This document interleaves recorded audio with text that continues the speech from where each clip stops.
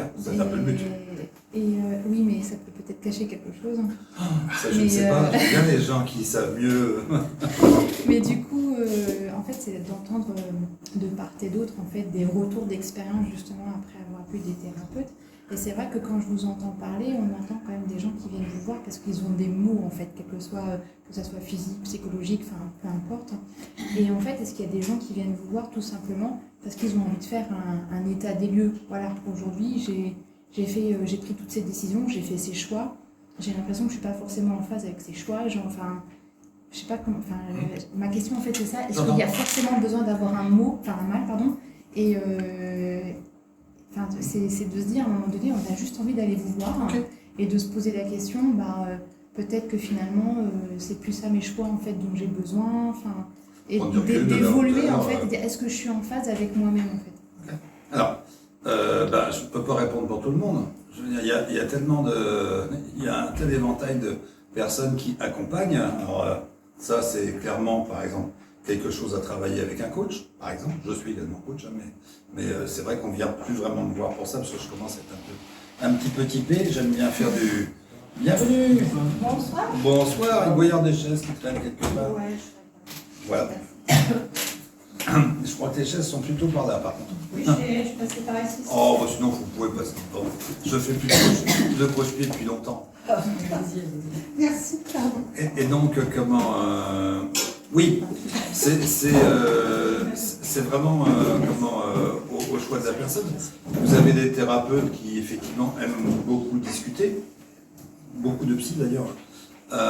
D'autres qui vont être là pour justement travailler sur des choix de vie, des orientations, des étapes de vie. Donc ils ne sont pas là sur de la transformation, mais plutôt pour offrir un espace où la personne peut se poser. J'ai envie de dire, vous savez, à partir du moment où quelqu'un aime faire quelque chose et qu'elle est payée pour, elle va le faire. Moi personnellement, si on venait me voir pour ça, j'aurais la délicatesse de dire, écoutez, je vais plutôt vous envoyer chez quelqu'un que ça fera plus marrer que moi. Parce que moi, j'aime bien travailler sur ce qui impacte. C'est là où je me sens le mieux. Alors, avec des bémols, parce que souvent, quand je travaillais sur quelque chose qui impacte, c'est sûr qu'au bout de 2, 3, 4 rendez-vous, ça devient beaucoup plus léger. Finalement, les gens se retrouvent un peu dans la situation. Oui, c'est ce que j'allais Maintenant dire. que c'est réglé, bon. Mais là, du coup, oui, bien sûr, le travail se poursuit, mais c'est très rapide. En fait, c'est souvent le dernier rendez-vous. Le dernier rendez-vous qui va servir à ça. Mais si quelqu'un veut vraiment faire un bilan, se poser, s'offrir un vrai temps pour faire ses choix, en regardant ce qui est important pour elle et autour d'elle, en regardant ce qui compte, ce qui est nécessaire, ce qui est optionnel, c'est clairement le travail d'un coach, par exemple. Mais après, il y en a plein d'autres qui le font. Donc non, il n'est pas nécessaire d'aller mal. On voit aussi, en ce qui me concerne, puis après, s'il y en a qui veulent intervenir pour dire comment ils accueillent, je vous ai dit ici, tout le monde prend la parole. On vient me voir aussi pour de la performance, parfois. C'est-à-dire que c'est pas quelqu'un qui va mal, c'est quelqu'un qui va pas assez bien par rapport à son objectif. Là, je vais passer un concours de chant, ça va peut-être déterminer ma carrière, parce que je vais peut-être passer en pro, c'est dans 2 mois, et je sens bien qu'il y a quelque chose qui n'est pas encore là, où je voudrais vraiment être super focus. Bon, on travaille dessus. Les mêmes outils qui permettent d'aller mieux, permettent d'aller encore mieux, même si on va pas mal. Oui. Je ne sais pas si j'ai répondu à votre question. Oui. Merci. Donc après, si vous voulez identifier des personnes pour le faire, oui, mais à la limite, il faut aller échanger avec Eric, peut-être. Je ne sais pas ce que tu en penses. Oui. Tu te sens bien là-dessus? Complètement. Voilà. Donc, oui, on ne vient pas... Alors, je vais répondre même, je vais compléter ma réponse. Pourquoi les gens viennent me voir? Moi, je ne peux pas dire pourquoi ils vont voir des autres collègues, parce que je suis pas... Chacun attire la clientèle qui lui convient. Quelqu'un qui bosse essentiellement avec des artistes ou quelqu'un qui bosse essentiellement avec des enfants en très jeune âge. Si vous interrogez, d'ailleurs, j'ai quelques collègues à qui j'envoie les enfants en très jeune âge, 5 ans, 6 ans. On demandait, vous les interrogez, alors tu travailles avec des enfants après? Non, pas du tout, moi je joue. Je reçois des enfants, je joue avec. Et après ils vont mieux. Et à aucun moment ils considèrent que l'enfant a un problème. Souvent il n'a pas un problème, il manifeste effectivement une difficulté, un mal-être. Des fois c'est le maillon faible de la chaîne, parce que, évidemment, mais en tout cas, on n'a pas des mots on a de la souffrance. Si je regarde mes statistiques à moi, 90% des gens à la louche, hein, je ne dirais pas c'est à 82, à 87 ou à 92, mais 90% des gens viennent me voir pour... Alors si on prend le langage psychiatrique, j'aime pas ça, ça fait trouble anxieux, mais déjà ça fait très réducteur. Je veux dire pour un état interne qui n'est pas ok, souvent un état timérique, qui vient bien de... Je me sens pas bien, côté un peu peur. Et pourquoi? Parce que de toute façon, quelle que soit la situation, quand elle arrive à un certain niveau, ça se transforme en signal d'alarme. Donc même si c'est un excès de tristesse, un excès de colère, un excès de ras-le-bol, quand vous arrivez à vos limites, ça ressemble à un signal d'alarme. Donc c'est toujours voilà. Donc les gens viennent me voir essentiellement pour ça, quelles que soient les circonstances qui vont déclencher ça. Que ça soit quelque chose qui soit fait petit à petit sur 5 ans, 10 ans, 15 ans ou 25 ans de vie. On n'a pas vu comment on a glissé dans cet état de tension avec toutes ces manifestations qu'il peut y avoir. Hein. Des douleurs, des blocages, des difficultés à fonctionner, puis aussi l'impression, des trucs classiques, crise d'angoisse, panique, peur, phobie, bon, aussi bien sûr des traumatismes, des étapes qui ont été très mal vécues en une fois, en 3 secondes et demie, on peut... Donc ça c'est l'essentiel.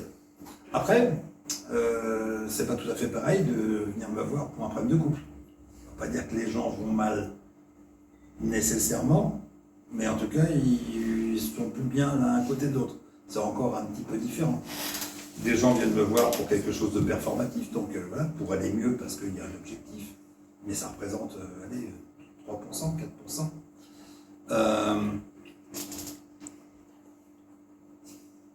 Des gens viennent me voir des fois avec la conscience que eux vont pas si mal que ça, mais que l'expérience qu'ils vont avoir à traverser, le couloir, la période de vie, le travail par exemple, etc.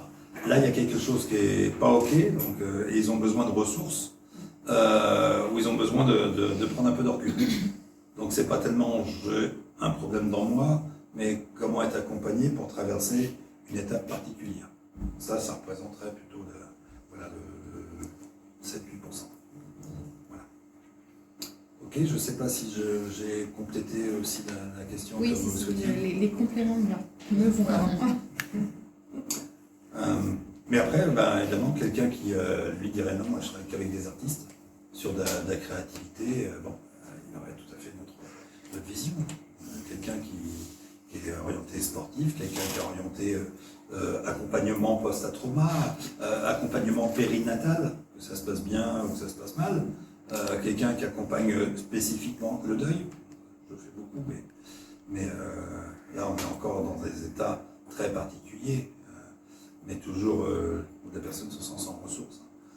Donc voilà pourquoi les gens consultent, parce qu'après vous voyez beaucoup de choses. Évidemment, ça c'est plutôt la spécialité de Thierry, enfin sa spécialité, c'est un de ses nombreux talents, là, il aime bien s'identifier là-dessus, moi il vaut beaucoup plus que ça, mais tout ce qui va consister à résorber un comportement qui est un peu récurrent, quoi, tabac, bouffe, etc. Donc là aussi la personne va dire moi je vais bien, mais par contre j'ai un truc qui est un peu automatisé, si je pouvais me libérer de ça, bon, on a des approches très différentes. Mais il est très bien pour ça aussi. Mais c'est ça qui est assez difficile à comprendre en fait, c'est qu'à un moment donné, il y a quelqu'un qui a une addiction, je pense qu'on peut l'appeler comme ça. En fait, il y a quelqu'un. Oui, alors, il a une habitude en fait récurrente.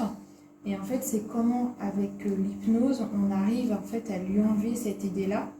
Et après, en fait, dans son état de conscience au quotidien, eh ben, il l'a toujours en tête, il l'a toujours en mémoire.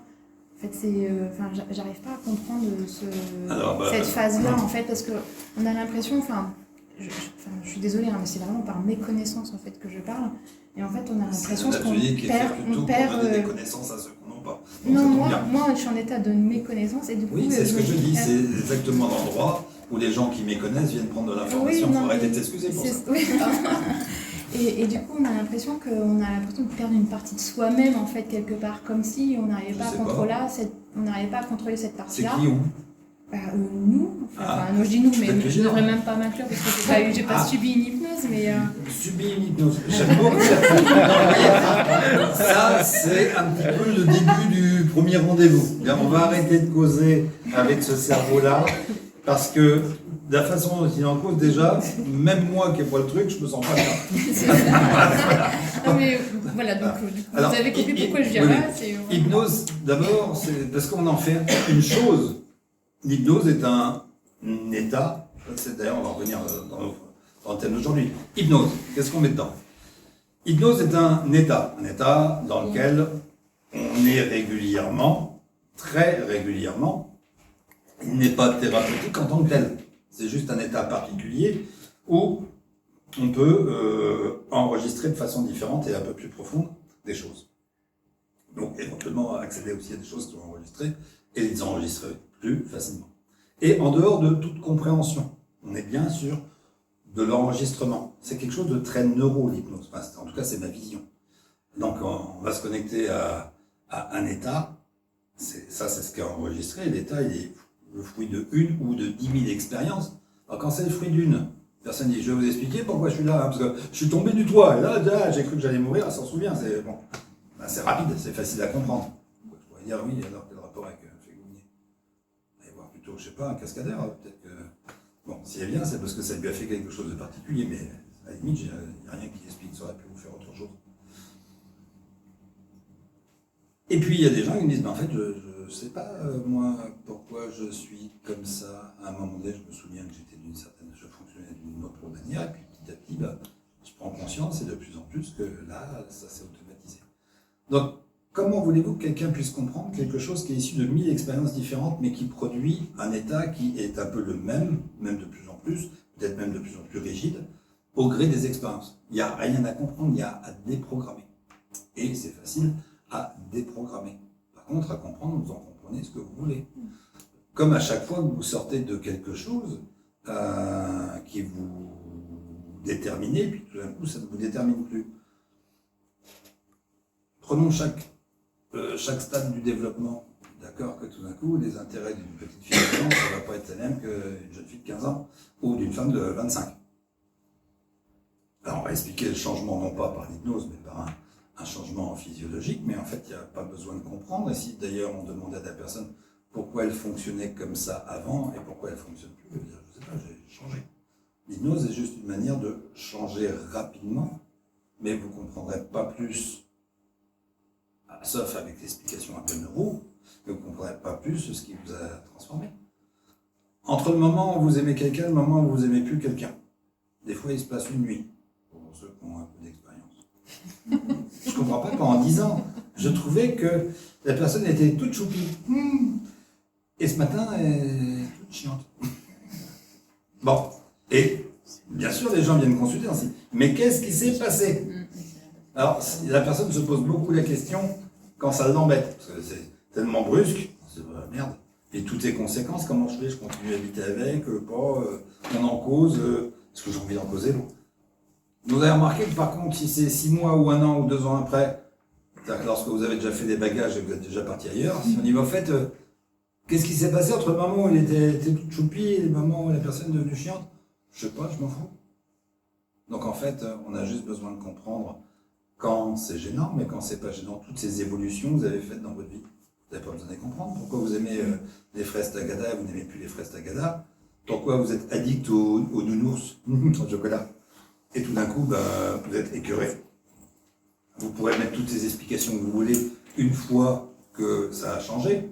Oh je crois que j'ai oublié. Non mais avant j'habitais près d'épicerie, puis maintenant plus. Ou alors vous n'en mettrez plus. Moi je sais pas, c'est passé. Donc si vous me dites j'essaie de comprendre comment changer, non, on décide éventuellement de changer. Quand il n'y a pas de frein, on y arrive. Et quand il y a une partie qui est un peu automatisée, qui fait ouais, je veux bien, mais tu y penses un petit peu. Mais tu penses surtout pas grand-chose dans la journée. 5%, 10% du temps. 5%, je serais plutôt proche de Chiefora. 5% du temps, nous décidons, nous avons de la volonté, nous y pensons. Et le reste du temps, on fonctionne par automatisme. Le nombre de fois où vous mettez vos clés près de la porte d'entrée, il ne faut pas que je les oublie, et vous le répétez 10 fois dans la matinée. Donc ça devrait quand même être bien renforcé. Puis vous sortez, vous oubliez vos clés. Parce qu'on fonctionne beaucoup par automatisme, même quand on a beaucoup décidé. Alors, en plus, quand c'est conflictuel, c'est encore plus compliqué. Si effectivement le comportement dont je veux me débarrasser me rend service à un certain niveau, soit parce que ce comportement vient m'empêcher de penser à quelque chose ou de ressentir quelque chose, soit ce comportement me rapporte quelque chose. Ce n'est pas pareil. Il y a ce que ça évite ou ce que ça me permet d'attraper. Oui, des fois, ça mérite de se poser la question. Mais pour déprogrammer, on peut se poser la question ou pas. Ça dépend des approches. Des fois, on peut directement réussir à faire des choses sans comprendre. Des fois, ça peut être intéressant de vouloir comprendre. Ça va dépendre de ce que la personne nous amène. Je ne sais pas si je réponds bien à votre question.